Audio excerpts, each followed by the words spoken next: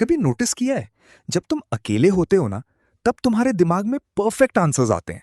Smart thoughts, deep conversations. तुम imagine करते हो कि अगर कोई ये बोलेगा तो मैं ये बोलूंगा, अगर वो आर्ग्यू करेगा तो मैं उसे ऐसे डिस्ट्रॉय कर दूंगा। लेकिन जैसे ही तुम एक्चुअल लोगों के सामने जाते हो, ब्रेन सडनली ब्लैंक हो जाता है। सिंपल बातें भी ऑकवर्ड लगने लगती हैं, वर्ड्स उल्टे निकलते हैं, और बाद में घर आके तुम वही कॉन्वर्सेशन 50 बार रिप्ले करते हो और सोचते हो, यार मुझे ये बोलना चाहिए था। और सबसे फनी पार्ट, अकेले में तुम इंटेलिजेंट फील करते हो, लोगों के बीच एवरेज। लेकिन इसका रीजन कॉन्फिडेंस की कमी नहीं है, साइंस है। जब तुम अकेले होते हो, तुम्हारा ब्रेन सेफ मोड में होता है।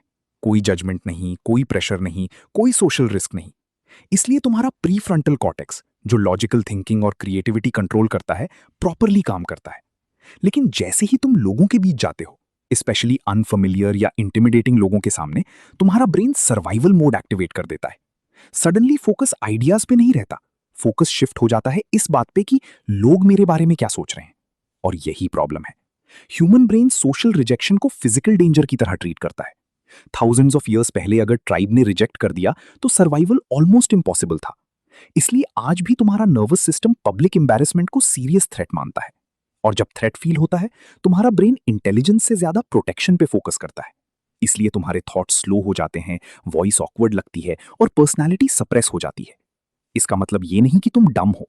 इसका मतलब सिर्फ इतना है कि तुम्हारा ब्रेन ऑब्जर्व किए जाने पर डिफरेंट मोड में चला जाता है।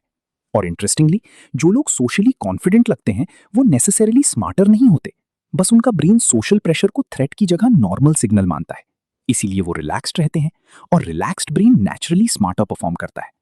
तो अगली बार जब तुम किसी कॉन्वर्सेशन के बाद खुद को जज करो या लगे कि मैं इतना ऑकवर्ड क्यों हूं, तो याद रखना, प्रॉब्लम इंटेलिजेंस की नहीं है, नर्वस सिस्टम की है। और नर्वस सिस्टम प्रैक्टिस से रिवायर होता है, ओवर थिंकिंग से नहीं। और अगर तुम ह्यूमन बिहेवियर और अपने ब्रेन के हिडन पैटर्न्स को समझना चाहते हो, तो बॉडी डिकोड को फॉलो करो। यहां हम उन फीलिंग्स को एक्सप्लेन करते हैं जो तुम रोज फील करते हो पर कभी समझ नहीं पाते।